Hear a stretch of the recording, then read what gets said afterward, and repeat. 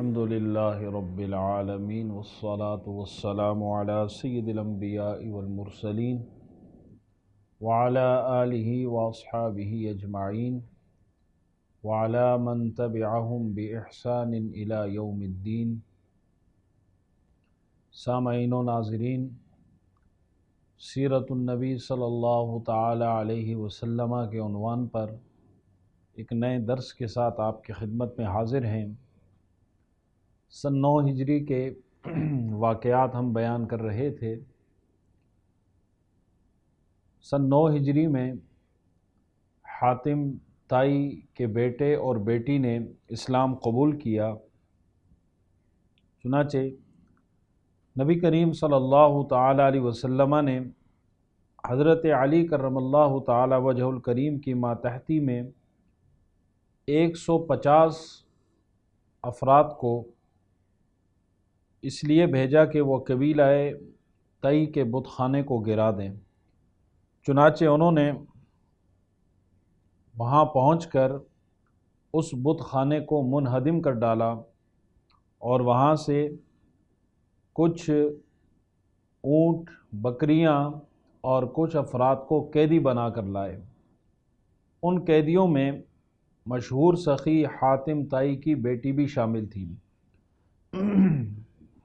حاتم طائی کا بیٹا عدی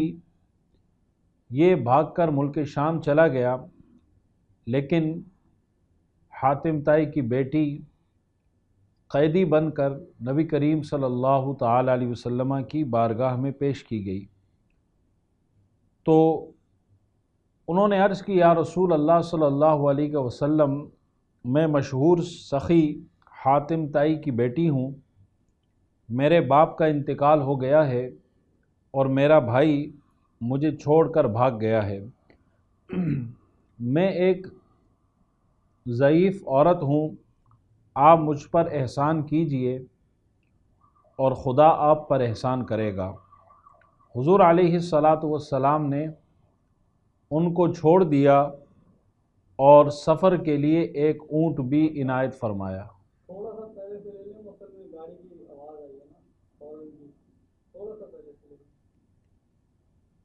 بند کریں گے اس کو، یہ دوبارہ آئے گی پھر۔ حاتم طائی کی لڑکی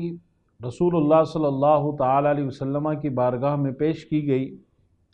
تو انہوں نے اپنا تعارف کرایا کہ یا رسول اللہ صلی اللہ علیہ وسلم،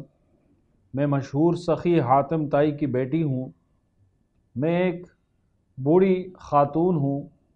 آپ مجھ پر احسان کیجئے، اللہ تبارک و تعالی آپ پر احسان کرے گا۔ نبی کریم صلی اللہ تعالی علیہ وسلم نے نہ صرف ان کو چھوڑ دیا بلکہ سفر کے لیے حضور علیہ السلام نے ایک اونٹ بھی عطا فرمایا۔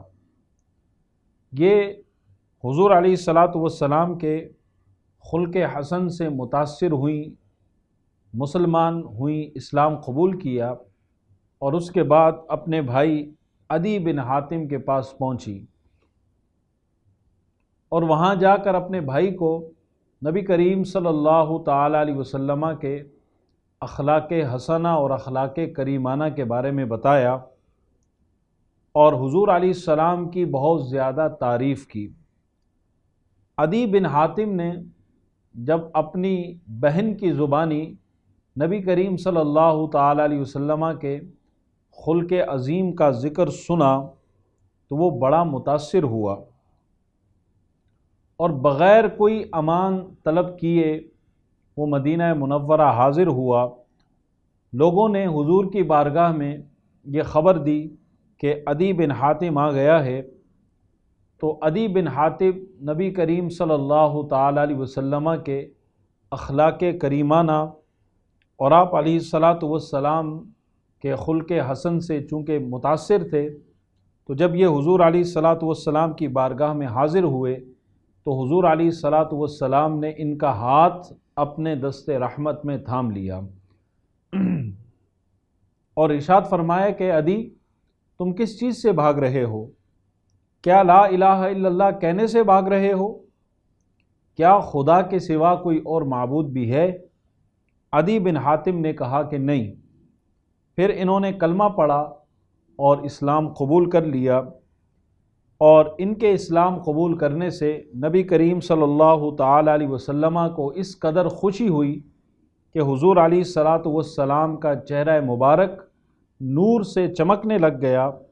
اور آپ علیہ الصلاۃ والسلام نے ان کو خصوصی عنایات سے بھی نوازا۔ حضرت عدی بن حاتم رضی اللہ تعالیٰ عنہ کیونکہ حاتم طائی کے بیٹے تھے، ایک سخی کی اولاد تھے، تو اللہ تبارک و تعالی نے باپ کی طرح ان کو بھی سخی دل عطا فرمایا تھا۔ چنانچہ حضرت امام احمد وہ نقل کرتے ہیں کہ کسی نے ان سے 100 درہم کا سوال کیا تو وہ خفا ہو گئے اور کہا کہ تم نے فقط مجھ سے 100 درہم کیوں مانگے؟ میں حاتم طائی کا بیٹا ہوں، میں اتنی تھوڑی رقم تمہیں نہیں دوں گا۔ اس قدر یہ سخی تھے، اور ان کے بارے میں علماء نے لکھا کہ یہ بڑے ہی جلیل القدر اور صاحب عظمت صحابی ہیں۔ خلافت صدیق اکبر میں جب بہت سارے قبائل مرتد ہو گئے، اسلام سے پھر گئے، تو یہ اس زمانے میں بھی پہاڑ کی طرح اسلام پر ثابت قدم رہے اور اپنی زکوٰۃ بارگاہ خلافت میں پیش کرتے رہے، عراق کی فتوحات اور دیگر اسلامی فتوحات میں پیش رہے، اور پھر 68 ہجری میں 120 برس کی عمر پا کر انہوں نے وصال فرمایا، اور صحاح ستہ کی تمام کتابوں میں ان سے روایت کردہ احادیث موجود ہیں۔ سن 9 ہجری میں ایک اور اہم ترین واقعہ پیش آیا، وہ ہے غزوہ تبوک۔ تبوک مدینہ اور شام کے درمیان ایک مقام کا نام ہے جو مدینہ منورہ سے کافی فاصلے پر واقع ہے۔ بعض علماء نے لکھا کہ تبوک ایک قلعے کا نام ہے، اور بعض علماء کہتے ہیں کہ تبوک ایک چشمے کا نام ہے۔ یہ غزوہ جس زمانے میں ہوا، جس وقت پر ہوا، وہ عرب میں گرمی کا موسم تھا، طویل سفر اور ہوا بھی گرم تھی، اور طویل سفر جو ہے وہ پیش نظر تھا، منزل کافی دور تھی، لشکر کی تعداد بھی بہت زیادہ تھی، اس لیے مسلمان اس غزوے کے موقع پر مالی اعتبار سے بھی کافی تنگی کا شکار تھے۔ اسی وجہ سے اس غزوے کو جیش الاسرہ یعنی تنگ دستی کا لشکر بھی کہا جاتا ہے، اور چونکہ منافقوں کو اس غزوے میں شرمندگی اور شرمساری اٹھانی پڑی، اسی لیے اس غزوے کا نام غزوہ فاضحہ یعنی رسوا کرنے والا غزوہ بھی ہے، اور اس پر تمام مورخین علماء کا اتفاق ہے کہ اس غزوے کے لیے حضور علیہ الصلاۃ والسلام ماہ رجب سن 9 ہجری جمعرات کے دن روانہ ہوئے۔ اس غزوے کا سبب کیا بنا؟ چنانچہ علماء نے لکھا کہ عرب کا غسانی خاندان جو کیسر روم کے زیر اثر ملک شام پر حکومت کرتا تھا، چونکہ وہ عیسائی تھا، اور کیسر روم نے اس کو اپنا اعلی کار بنا کر مدینہ پر فوج کشی کا عزم کیا۔ چنانچہ ملک شام کے جو سوداگر روغن زیتون بیچنے مدینہ آیا کرتے تھے، انہوں نے خبر دی کہ کیسر روم نے ملک شام میں ایک بہت بڑی فوج جمع کر رکھی ہے، اور اس میں کئی قبائل کے لوگ شامل ہیں، اور ظاہر ہے اس فوج کو جمع کرنے کا ایک ہی مقصد تھا کہ اسلام کو اور بانی اسلام کو نقصان پہنچایا جائے، اور ظاہر ہے ان کے دلوں میں اسلام کی دشمنی موجود تھی۔ نبی کریم صلی اللہ تعالی علیہ وسلم نے اس اطلاع کے ملنے کے بعد صحابہ کرام کو بھی فوج کی تیاری کا حکم دیا۔ تو جیسا کہ ہم نے شروع میں بیان کیا کہ چونکہ اس وقت مسلمان مالی اعتبار سے بھی کمزور تھے، اور ایک فاقہ کشی کا بھی مسلمانوں کو سامنا تھا، اور پھر موسم بھی بڑا گرم تھا، اور عرب کی جو گرمی ہے وہ ویسے ہی بڑی سخت ہوا کرتی ہے، تو لوگوں کا اس وقت میں نکلنا بڑا دشوار تھا۔ چنانچہ منافقین کا جو پردہ تھا اللہ نے چاک فرما دی اس موقع پر، کیونکہ ظاہر ہے یہ مشکل وقت تھا مسلمانوں کے لیے، تو جو منافقین تھے وہ لشکر میں شامل ہونے سے جی چرا رہے تھے اور لوگوں کو بھی منع کر رہے تھے۔ اس کے باوجود 30,000 افراد کا لشکر جمع ہو گیا۔ اب ان تمام مجاہدین کے لیے ضروری سامان کا انتظام کرنا اور سواریوں کا انتظام کرنا یقیناً ایک بڑا ہی کٹھن مرحلہ تھا، کیونکہ مسلمان مالی اعتبار سے کمزور اور مفلوق الحال تھے۔ اسی لیے حضور علیہ الصلاۃ والسلام نے تمام قبائل عرب سے اور تمام لوگوں سے یہ فرمایا کہ لوگوں کی امداد کی جائے اور لوگوں کے لیے سواری کا اور کھانے پینے کی چیزوں کا اہتمام کیا جائے۔ نبی کریم صلی اللہ تعالیٰ علیہ وسلم نے جب لوگوں کو ترغیب دلائی کہ وہ اللہ کی راہ میں خرچ کریں تاکہ مجاہدین کی سواریوں کا اور سامان خورد و نوش کا انتظام ہو سکے، تو حضور علیہ الصلاۃ والسلام کی ترغیب دلانے کے بعد پھر کئی صحابہ کرام نے اپنی اپنی وسعت اور گنجائش کے مطابق اس کار خیر میں حصہ لیا۔ چنانچہ حضرت ابو بکر صدیق رضی اللہ تعالیٰ عنہ نے اپنے گھر کا سارا مال لا کر حضور کے قدموں میں رکھ دیا، اور حضرت عمر رضی اللہ تعالیٰ عنہ نے اپنا آدھا مال کار خیر میں پیش کیا۔ منقول ہے، علماء نے لکھا بیان کیا کہ جب حضرت عمر اپنا نصف مال لے کر حضور کی بارگاہ میں حاضر ہوئے تو دل میں خیال کرنے لگے کہ آج میں ابو بکر سے سبقت لے جاؤں گا، کیونکہ اس دن کاشانہ فاروقی میں اتفاق سے مال بہت زیادہ تھا۔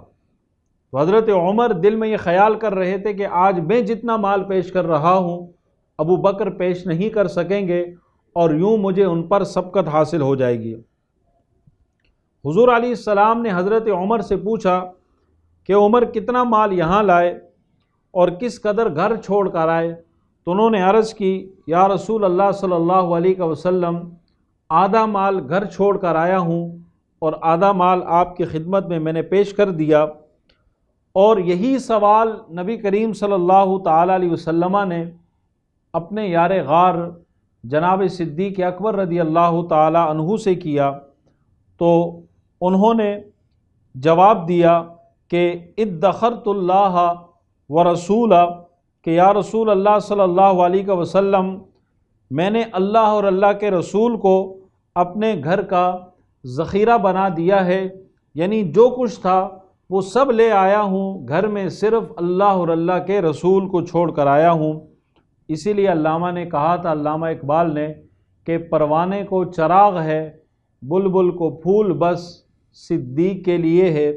خدا کا رسول بس۔ تو میرے آقا صلی اللہ تعالیٰ علیہ وسلم نے جب صدیق اکبر کا جواب سنا تو حضور نے فرمایا کہ ما بینکما ما بین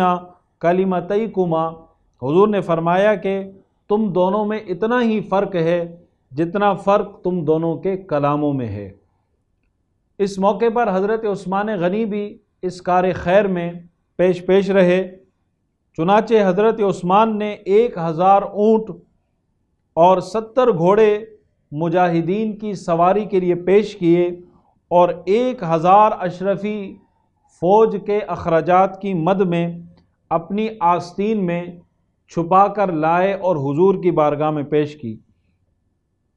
اور حضور علیہ السلام کی بارگاہ میں جب حاضر ہوئے تو جو وہ اپنی آستین میں چھپا کر لائے تھے، حضور علیہ الصلاۃ والسلام کے سامنے ان اشرفیوں کو بکھیر دیا۔ آپ صلی اللہ تعالیٰ علیہ وسلم نے ان اشرفیوں کو قبول کرتے ہوئے یہ دعا دی، اللہم ارضی عن عثمان فإنی عنہ راض، دعا کی کہ اللہ تو عثمان سے راضی ہو جا کیونکہ میں بھی عثمان سے خوش ہو گیا ہوں۔ حضرت عبد الرحمن بن عوف نے 40,000 درہم حضور کی بارگاہ میں پیش کیے اور عرض کی یا رسول اللہ صلی اللہ علیہ وسلم کہ میرے گھر میں اس وقت 80,000 درہم موجود تھے، آدھا میں لے آیا ہوں اور آدھا گھر چھوڑ آیا ہوں۔ حضور علیہ الصلاۃ والسلام نے ان کی اس خدمت کو قبول کیا اور حضور علیہ الصلاۃ والسلام نے ان کو رزق میں برکت کی دعا عطا فرمائی۔ حضور نے فرمایا کہ جو تم نے دیا اللہ اس میں بھی برکت عطا فرمائے، اور جو تم نے گھر پر رکھا ہے اللہ تبارک و تعالی اس میں بھی برکت عطا فرمائے۔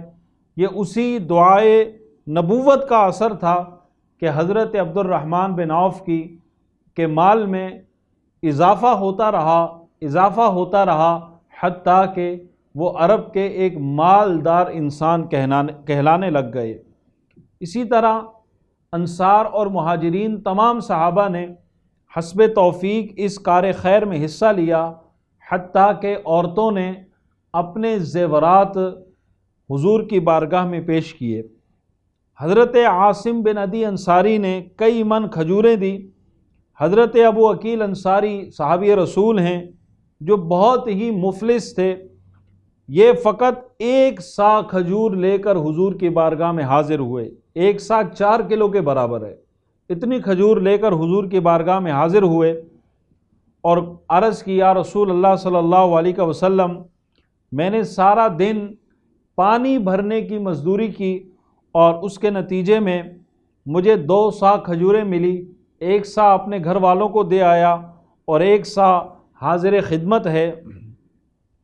حضور رحمت للعالمین صلی اللہ تعالی علیہ وسلم کے قلب نازک پر اپنے مفلس جانثار کے اس نذرانہ خلوص سے حضور بے حد متاثر ہوئے اور آپ علیہ الصلاۃ والسلام نے ان کی وہ تھوڑی کھجوریں، جتنا مال جمع تھا سب سے اوپر حضور نے وہ تھوڑی کھجوریں رکھ دی، تمام مالوں کے اوپر اس کو رکھ دیا، کیونکہ اللہ کی بارگاہ میں مال کی کثرت کو نہیں دیکھا جاتا بلکہ در حقیقت اللہ کی بارگاہ میں خلوص کو دیکھا جاتا ہے کہ اگر بندہ کثیر مال اللہ کی راہ میں خرچ کرے اور اس کے دل میں خلوص نہ ہو تو وہ سب بیکار ہے، اور دوسری طرف اگر وہ قلیل مال اللہ کی راہ میں اخلاص کے ساتھ پیش کرتا ہے تو وہ اللہ کی بارگاہ میں اسے قریب بنا دے گا۔ نبی کریم صلی اللہ تعالی علیہ وسلم کا یہ طریقہ رہا کہ جب بھی آپ علیہ الصلاۃ والسلام کسی غزوے کی تیاری فرماتے تو تمام معاملات کو خفیہ رکھتے اور تمام معاملات کو پوشیدہ رکھا جاتا، لیکن غزوہ تبوک کے لیے جب حضور علیہ الصلاۃ والسلام روانہ ہو رہے تھے تو میرے آقا صلی اللہ تعالی علیہ وسلم نے معاملات کو خفیہ نہیں رکھا، پوشیدہ نہیں رکھا، بلکہ حضور علیہ الصلاۃ والسلام نے تمام چیزوں کو ظاہر فرما دیا، صحابہ کو یہ بھی بتا دیا کہ ہم نے کیوں جانا ہے، اور یہ بھی صحابہ کو بتا دیا کہ ہم نے کہاں چلنا ہے، اور یہ بھی بتا دیا کہ کیسے روم کی فوجوں سے جہاد کرنا ہے، اور یہ بتانے کا مقصد یہی تھا کہ زیادہ سے زیادہ لوگ اس کی تیاری کریں اور زیادہ سے زیادہ لوگ اس کا حصہ بنیں۔ حضرات صحابہ کرام نے، جیسا کہ ہم نے بیان کیا کہ صحابہ نے دل کھول کر اس کار خیر میں حصہ لیا، اتنا کچھ ہونے کے بعد بھی تمام لشکر کے لیے سواریوں کا انتظام نہ ہو سکا، چنانچہ بہت سارے مسلمان صرف اس وجہ سے جہاد میں شریک نہ ہو سکے کہ ان کے پاس سامان موجود نہیں تھا، سواری کا انتظام نہیں تھا۔ چنانچہ وہ تمام مسلمان کہ جن کے پاس سواریاں نہیں تھیں وہ سواریاں طلب کرنے حضور کی بارگاہ میں حاضر ہوئے اور اپنی بے سر و سامانی کا ذکر کیا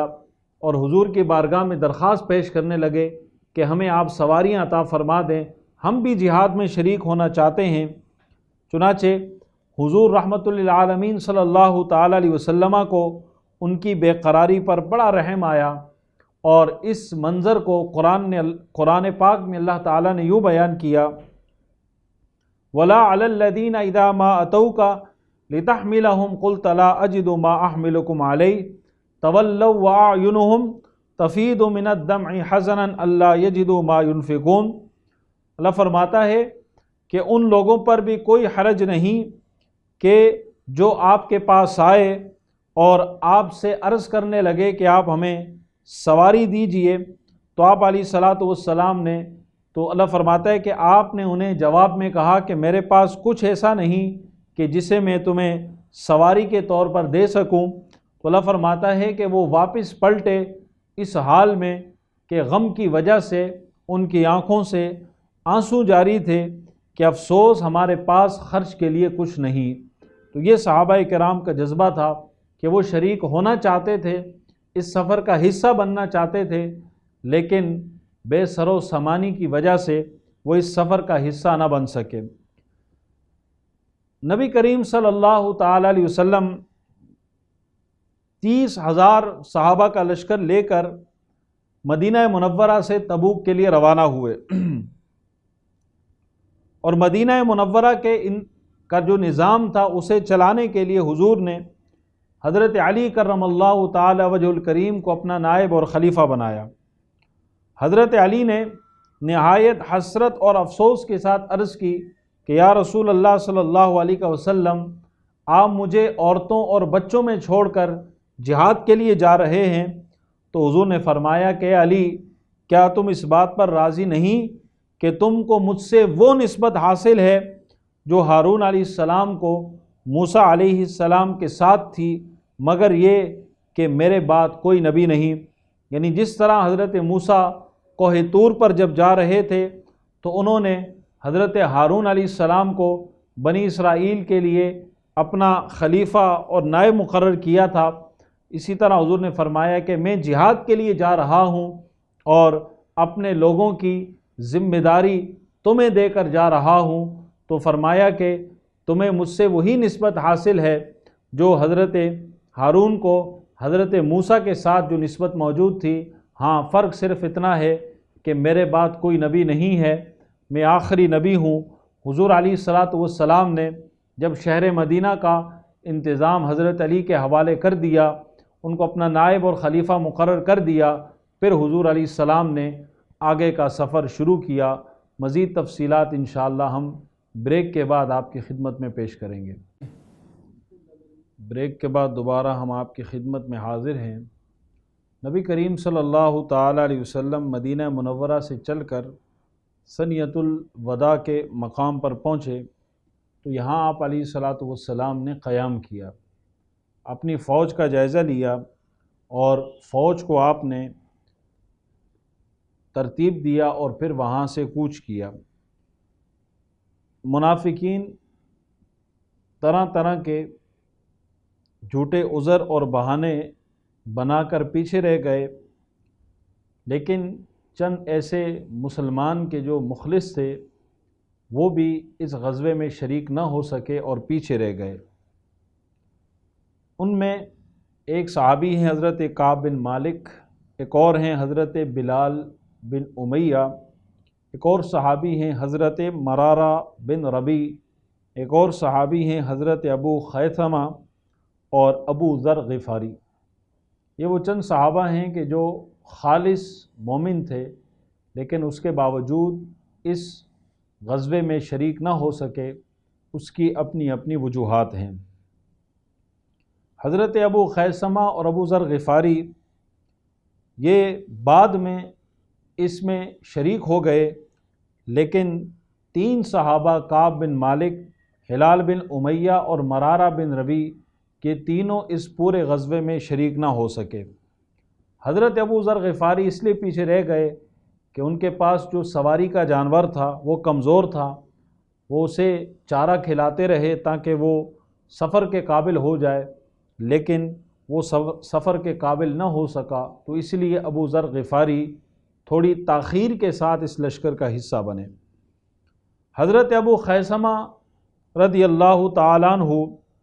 جانے کا ارادہ تو نہیں رکھتے تھے، مگر ایک دن شدید گرمی میں کہیں سے باہر آئے تو ان کی اہلیہ نے چھپر میں پانی کا چھڑکاؤ کر رکھا تھا اور ٹھنڈی ٹھنڈی ہوا چل رہی تھی، وہ اس میں بیٹھ گئے، اس چھاؤں میں، ٹھنڈی ٹھنڈی ہوا میں۔ پھر اچانک ان کے دل میں یہ خیال آیا کہ یہ کیسا انصاف ہے کہ حضور علیہ الصلاۃ والسلام تو سخت گرمی میں سفر کر رہے ہیں اور میں یہاں ٹھنڈی چھاؤں میں بیٹھا ہوں، یہ کیسا انصاف ہے۔ بس غیرت ایمانی جاگ اٹھی اور اسی وقت سواری پر سوار ہوئے، توشہ سفر ساتھ لیا اور تیزی کے ساتھ سفر کرتے ہوئے لشکر کا حصہ بن گئے۔ لشکر والوں نے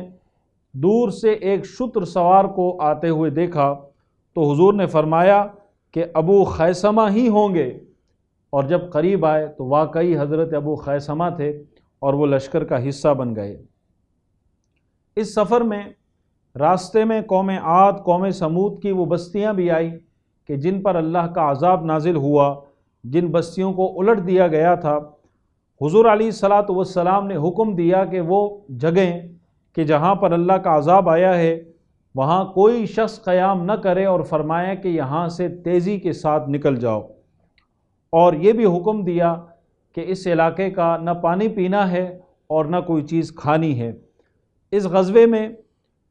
اگرچہ پانی کی قلت بھی رہی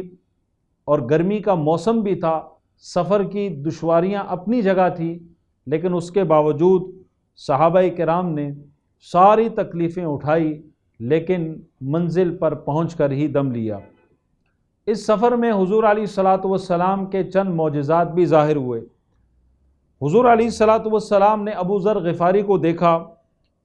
کہ وہ سب سے الگ الگ چل رہے ہیں، تو ارشاد فرمایا کہ یہ سب سے الگ ہی چلیں گے اور الگ ہی زندگی گزاریں گے اور الگ ہی وفات پائیں گے۔ چنانچہ ایسا ہوا۔ حضرت عثمان نے اپنے دور خلافت میں ان کو حکم دیا کہ آپ ربضہ میں رہیں۔ آپ رضی اللہ تعالیٰ عنہ خود تو ربضہ میں اپنی بیوی اور غلام کے ساتھ رہنے لگ گئے۔ جب وفات کا وقت آیا تو آپ رضی اللہ تعالیٰ عنہ نے فرمایا کہ تم دونوں مجھے غسل دے کر اور کفن پہنا کر راستے میں رکھ دینا۔ جب شتر سواروں کا پہلا گروہ میرے جنازے کے پاس سے گزرے تو تم لوگ اس سے کہنا کہ ابو ذر غفاری کا جنازہ ہے، ان کی جنازہ پڑھ کر انہیں دفن کر دو۔ تو ایسا ہی ہوا۔ کہتے ہیں کہ اللہ عز و جل کی شان ہے کہ جو قافلہ پہلا وہاں سے گزرا وہ حضرت عبداللہ ابن مسعود کا تھا۔ حضرت عبداللہ ابن مسعود نے جب یہ سنا کہ یہ جو جنازہ رکھا ہے یہ ابو ذر غفاری رضی اللہ تعالیٰ عنہ کا ہے، تو انہوں نے انا للہ و انا الیہ راجعون پڑھا اور قافلے کو روک کر اتر پڑے اور فرمانے لگے کہ بلا شبہ رسول اللہ صلی اللہ تعالیٰ علیہ وسلم نے سچ فرمایا تھا کہ ابو ذر تو تنہا چلے گا، تنہا انتقال ہوگا اور تنہا قبر سے اٹھے گا۔ اور پھر حضرت عبداللہ ابن مسعود نے اپنے قافلے والوں کے ساتھ مل کر اعزاز کے ساتھ ان کی جنازہ پڑھائی اور پھر ان کو قبر میں دفن کر دیا۔ یہ ایک معجزہ حضور کا ظاہر ہوا، اور ساتھ ساتھ ایک اور معجزہ بھی ظاہر ہوا کہ جب اسلامی لشکر مقام حجر میں پہنچا تو حضور نے حکم دیا کہ کوئی شخص اکیلا لشکر سے باہر نہ جائے۔ چنانچہ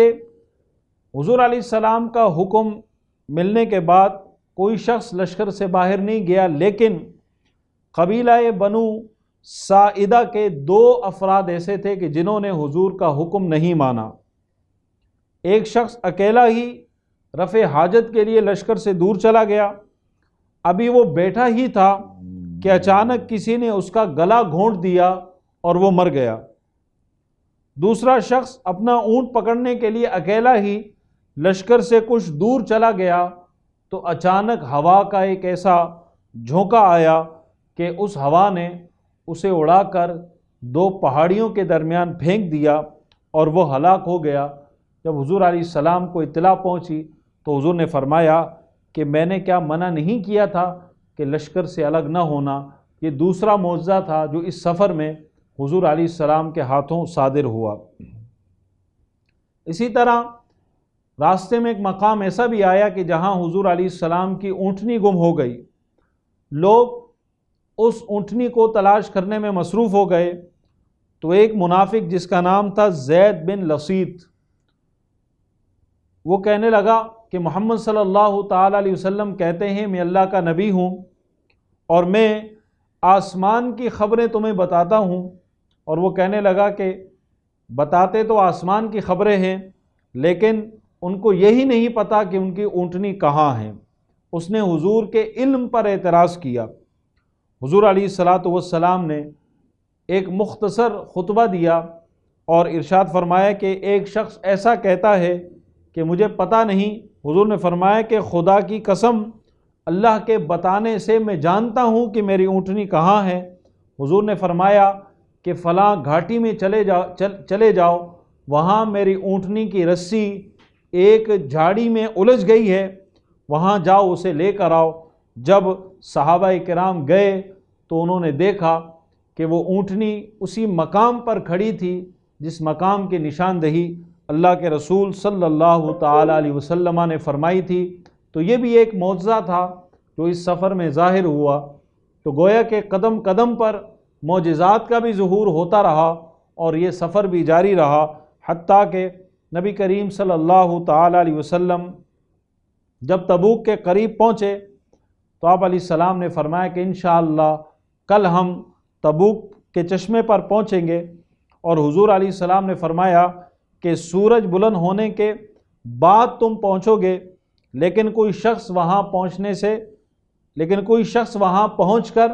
اس چشمے کو ہاتھ نہ لگائے۔ رسول اللہ صلی اللہ تعالیٰ علیہ وسلم جب وہاں پہنچے تو دیکھا کہ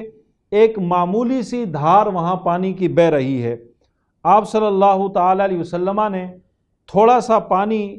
منگایا، اس میں آپ نے اپنا چہرہ انور دھویا اور پانی کی کلی کی اور فرمایا کہ اس پانی کو جا کر اس چشمے میں انڈیل دو۔ لوگوں نے جب وہ بابرکت پانی اس چشمے میں انڈیل دیا تو اس چشمے سے ایک موٹی دھار بہنے لگ گئی اور 30,000 کا لشکر اور ان کے تمام جانور اس پانی سے سیراب ہونے لگے۔ یہ بھی میرے آقا صلی اللہ تعالیٰ علیہ وسلم کا معجزہ تھا جو تبوک کے مقام پر ظاہر ہوا۔ حضور اقدس صلی اللہ تعالیٰ علیہ وسلم جب تبوک پہنچے تو آپ نے لشکر کو پڑاؤ کا حکم دیا، مگر دور تک رومی لشکر کا کوئی پتہ نہیں چلا۔ واقعہ یہ ہوا کہ جب رومیوں کے جاسوسوں نے کیسر کو خبر دی کہ رسول اللہ صلی اللہ تعالیٰ علیہ وسلم 30,000 کا لشکر لے کر آ رہے ہیں تو رومیوں کے دلوں پر ایک ایسی ہیبت چھا گئی، ایک ایسا رعب طاری ہو گیا کہ وہ اپنے گھروں سے باہر بھی نہ نکل سکے اور وہ گھروں سے باہر نکلنے کی ہمت بھی ان میں پیدا نہ ہو سکی۔ تو اس طرح وہ لشکر مقابلے پر نہیں آیا۔ میرے آقا صلی اللہ تعالیٰ علیہ وسلم نے 20 دن وہاں پر قیام فرمایا اور اطراف کے جو علاقے تھے وہاں پر اسلامی افواج کو حضور علیہ الصلاۃ والسلام نے بھیجا اور لوگوں کے دلوں پر اسلام کا ایک رعب بٹھا کر نبی کریم صلی اللہ تعالیٰ علیہ وسلم پھر واپس مدینہ منورہ تشریف لائے اور اس غزوے میں جنگ کی نوبت نہیں آئی۔ اور اس غزوے سے واپسی پر نبی کریم صلی اللہ تعالیٰ علیہ وسلم نے مختلف قبائل کے سرداروں سے حضور نے معاہدے بھی فرمائے۔ غزوہ تبوک میں صرف ایک صحابی ہیں جن کا وصال ہوا، ظاہر کوئی جنگ تو نہیں ہوئی، شہادت کی نوبت نہیں آئی، لیکن حضرت ذوالبجادین ایک صحابی ہیں، ان کا وصال ہوا، ان کی وفات ہوئی۔ حضرت عبداللہ ذوالبجادین یہ کون تھے؟ ان کی وفات اور دفن کا منظر بڑا ہی ایمان افروز ہے۔ یہ بڑے عظیم اور جلیل القدر صحابی ہیں، قبیلہ مزینہ کے ایک یتیم تھے اور اپنے چچا کی پرورش میں تھے۔ یہ جب سن شعور کو پہنچے اور اسلام کا چرچا سنا تو دل میں بت پرستی کے خلاف نفرت پیدا ہو گئی اور اسلام قبول کرنے کا جذبہ پیدا ہوا، مگر ان کا چچا بڑا سخت قسم کا کافر تھا تو اس خوف سے یہ اسلام قبول نہیں کر سکتے تھے۔ لیکن جب مکہ فتح ہوا اور لوگ جوک در جوک اسلام میں داخل ہونے لگے تو انہوں نے اپنے چچا کو ترغیب دلائی کہ تم بھی اسلام قبول کر لو، کیونکہ میں اسلام قبول کرنے کے لیے بہت بے قرار ہوں۔ یہ سن کر ان کے چچا نے ان کو برہنہ کر کے گھر سے نکال دیا۔ یہ اپنی والدہ سے ایک کمبل مانگ کر اس کے 2 ٹکڑے کیے، اور ایک ٹکڑے کو بطور چادر کے استعمال کیا اور دوسرے کو بطور تہبند کے، اور اسی لباس میں ہجرت کر کے مدینہ منورہ پہنچے۔ رات بھر مسجد نبوی میں ٹھہرے رہے۔ نماز فجر کے وقت جب جمال محمدی کے انوار سے ان کی آنکھیں منور ہو گئیں تو انہوں نے کلمہ پڑھا اور دائرہ اسلام میں داخل ہوئے۔ حضور علیہ السلام نے جب ان کا نام پوچھا تو انہوں نے کہا کہ میرا نام عبد العزیٰ ہے۔ تو حضور علیہ السلام نے فرمایا کہ نہیں،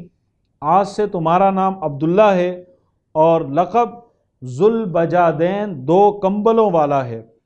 حضور علیہ السلام ان پر بہت کرم فرماتے تھے۔ مسجد نبوی میں اصحاب صفہ کے ساتھ رہنے لگے اور نہایت ہی بلند آواز سے اور شوق اور ذوق میں ڈوب کر قرآن مجید کی تلاوت کیا کرتے تھے۔ حضور علیہ السلام جب تبوک کے لیے روانہ ہوئے تو یہ بھی مجاہدین میں شامل ہو کر چل پڑے اور حضور کی بارگاہ میں عرض کرنے لگے کہ یا رسول اللہ، دعا فرمائیے کہ مجھے خدا کی راہ میں شہادت نصیب ہو۔ حضور علیہ السلام نے فرمایا کہ کسی درخت کی چھال لاؤ۔ وہ تھوڑی سی ببول کے درخت کی چھال لائے تو آپ علیہ السلام نے ان کے بازو پر اس چھال کو باندھ دیا اور دعا کی کہ یا اللہ، میں نے اس کے خون کو کفار پر حرام کر دیا ہے۔ انہوں نے عرض کیا رسول اللہ، میرا مقصد تو شہادت ہے، میں تو شہید ہونا چاہتا ہوں۔ تو حضور علیہ السلام نے فرمایا کہ اگر تم بخار میں مر گئے تو تب بھی اللہ تعالیٰ تمہیں شہادت کا مرتبہ عطا فرمائے گا۔ اور خدا کی شان دیکھیے کہ حضرت عبداللہ ذوالبجادین بخار میں مبتلا ہوئے اور اسی بخار میں ان کی وفات ہوئی۔ حضرت بلال بن حارث مزنی رضی اللہ تعالیٰ عنہ فرماتے ہیں کہ ان کے دفن کا بڑا ہی عجیب منظر تھا۔ حضرت بلال ہاتھ میں چراغ لیے ان کی قبر کے پاس کھڑے تھے اور خود بنفس نفیس حضور نبی اکرم صلی اللہ تعالیٰ علیہ وسلم ان کی قبر میں اترے۔ حضرت ابو بکر حضرت عمر کو حکم دیا کہ تم دونوں اپنے دینی بھائی کی لاش اٹھاؤ۔ پھر آپ علیہ السلام نے اپنے دست مبارک سے ان کو لحد میں سلا دیا اور خود ہی قبر کو کچی اینٹوں سے بند فرمایا اور یہ دعا فرمائی کہ یا اللہ، میں ذوالبجادین سے راضی ہوں، تو بھی ان سے راضی ہو جا۔ حضرت عبداللہ ابن مسعود نے حضرت ذوالبجادین کے دفن کا جب یہ منظر دیکھا تو بے اختیار ان کے منہ سے یہ جملہ ادا ہوا کہ کاش کہ آج ذوالبجادین کی جگہ میری میت ہوتی، اور کاش کہ مجھے بھی یہ اعزاز حاصل ہوتا کہ نبی کریم صلی اللہ تعالیٰ علیہ وسلم کے ہاتھوں میں دفن کیا جاتا۔ تو یہ شان ہے حضرت عبداللہ ذوالبجادین کی کہ رب کائنات نے ان کو یہ اعزاز اور یہ مقام عطا کیا۔ اسی طرح سن 9 ہجری میں مسجد درار منافقین نے تعمیر کی، اور اس مسجد کو تعمیر کرنے کا ایک ہی مقصد تھا کہ مسلمانوں میں پھوٹ ڈالی جائے اور مسلمانوں میں تفریق پیدا کی جائے۔ چنانچہ انہوں نے اس کی بنیاد ایک مسجد کی صورت میں رکھی مسلمانوں میں تفریق پیدا کرنے کے لیے، اور اس سے بڑھ کر یہ کہ وہ ایک ایسا مرکز بنانا چاہتے تھے کہ جہاں بیٹھ کر وہ اسلام کے خلاف اور بانی اسلام کے خلاف تدابیر سوچ سکیں۔ جب حضور علیہ السلام تبوک کے لیے روانہ ہو رہے تھے تو منافقین کا ایک گروہ حضور کے بارگاہ میں حاضر ہوا اور انہوں نے عرض کی کہ ہم نے ایک مسجد بنائی ہے بیماروں اور معذوروں کے لیے، تو آپ چل کر اس میں ایک نماز پڑھا دیں تاکہ وہ مسجد اللہ کی بارگاہ میں مقبول ہو جائے۔ حضور نے فرمایا کہ ابھی تو میں جہاد پر جا رہا ہوں، جب میں واپس آؤں گا تو پھر دیکھوں گا۔ جب حضور علیہ الصلاۃ والسلام تبوک سے واپس تشریف لائے تو منافق کی چال بازیوں اور ان کی مکاریوں دغا بازی کے بارے میں سورہ توبہ کی بہت سی آیتیں نازل ہوئی، اور منافقین کے نفاق اور ان کی اسلام دشمنی کے تمام رموز و اسرار بے نقاب ہو کر ان کی لوگوں کی نظروں کے سامنے آ گئے، اور اس مسجد کے بارے میں بالخصوص قرآن کی آیت نازل ہوئی کہ والذین اتخذوا مسجدا ضرارا وکفرا وتفریقا بین المؤمنین وارصادا لمن حارب اللہ ورسولہ وليحلفن ان اردنا الا الحسنى واللہ یشہد انہم لکاذبون، کہ اس آیت مبارکہ میں اللہ تبارک و تعالی نے اس مسجد کو مسجد ضرار قرار دیا، یعنی نقصان پہنچانے والی مسجد۔ اور اس آیت کے نازل ہونے کے بعد حضور علیہ الصلاۃ والسلام نے حضرت مالک بن وخشم اور حضرت معن بن عدی رضی اللہ تعالیٰ عنہما کو حکم دیا کہ اس مسجد کو گرا دیا جائے، منہدم کر دیا جائے اور آگ لگا دی جائے۔ تو یہ دونوں حضرات گئے اور انہوں نے جا کر مسجد کو گرا کر منہدم کر دیا۔ غزوہ تبوک سے واپسی کے بعد حضور علیہ الصلاۃ والسلام نے ذی القعدہ سن 9 ہجری میں 300 مسلمانوں کا ایک قافلہ مدینہ منورہ سے حج کے لیے مکہ مکرمہ بھیجا، اور حضرت ابوبکر صدیق رضی اللہ تعالیٰ عنہ کو امیر الحج اور حضرت علی کرم اللہ تعالی وجہ الکریم کو نقیب اسلام اور حضرت سعد بن ابی وقاص اور حضرت جابر بن عبداللہ اور حضرت ابو ہریرہ کو معلم بنا دیا، اور اپنی طرف سے قربانی کے 20 اونٹ بھی حضور نے عطا فرمائے۔ حضرت ابوبکر صدیق رضی اللہ تعالیٰ عنہ نے حرم کعبہ عرفات و منی میں خطبہ پڑھا، اور اس کے بعد حضرت علی کھڑے ہوئے اور سورہ برات کی 40 آیتیں لوگوں کو پڑھ کر سنائیں، اور اعلان کیا اللہ کے فرمان کے مطابق کہ اب کوئی مشرک خانہ کعبہ میں داخل نہ ہو سکے گا، نہ کوئی برہنہ بدن اور ننگا ہو کر طواف کر سکے گا، اور 4 مہینے کے بعد کفار و مشرکین کے لیے امان ختم کر دی جائے گی۔ حضرت ابو ہریرہ اور دوسرے صحابہ نے اس اعلان کی اس قدر زور سے منادی کی کہ لوگوں کا جو ہے وہ گلا بیٹھ گیا۔ اس اعلان کے بعد کفار و مشرکین فوج کی فوج آ کر وہ اسلام میں داخل ہونے لگ گئے۔ سن 9 ہجری میں دیگر متفرق واقعات بھی پیش آئے، مثلا اس سال پورے ملک میں ہر طرف امن و امان کی فضا پیدا ہو گئی، اور زکوٰۃ کا حکم نازل ہوا، اور زکوٰۃ کی وصولی کے لیے عاملین اور محصلین کا تقرر ہوا۔ اسی طرح جو غیر مسلم قومیں اسلامی سلطنت کی زیر سایہ رہی ان کے لیے جزیے کا حکم نازل ہوا، اور قرآن کی آیت نازل ہوئی حتیٰ یؤتوا الجزیۃ عن ید وہم صاغرون، وہ چھوٹے بن کر جزیہ ادا کریں۔ اسی طرح اس سال سود کی حرمت کی آیت نازل ہوئی، اور 1 سال بعد 10 ہجری میں حجۃ الوداع کے موقع پر حضور علیہ الصلاۃ والسلام نے سود کی حرمت کا خوب اعلان کیا، اور اسی سال حبشہ کے بادشاہ نجاشی جن کا نام اسمہا تھا ان کا وصال ہوا۔ چونکہ مسلمان تھے تو حضور علیہ الصلاۃ والسلام نے ان کی جنازہ بھی پڑھائی۔ اور اسی سال منافقوں کا سردار عبداللہ بن ابی مر گیا، اور نبی کریم صلی اللہ تعالیٰ علیہ وسلم نے چونکہ اس وقت اللہ کی جانب سے ممانعت کا حکم نازل نہیں ہوا تھا تو حضور نے اس کی جنازہ پڑھائی، اور اس کے بعد جب اللہ کا حکم آ گیا کہ وَلَا تُصَلِّ عَلَىٰ أَحَدٍ مِّنْهُمْ مَاتَ أَبَدًا، کہ میرے محبوب اب کسی منافق کی جنازہ آپ نے نہیں پڑھانی، تو اس کے بعد حضور نے کسی کی بھی جنازہ نہیں پڑھائی۔ تو مزید اس سال کے جو واقعات ہیں وہ ایک نئے درس میں آپ کے سامنے پیش کریں گے۔ اللہ تعالیٰ ہم سب کو حضور کی سیرت پڑھنے سمجھنے اور اس سے استفادہ کرنے کی توفیق عطا فرمائے۔ وما علیہ الا البلاغ المبین۔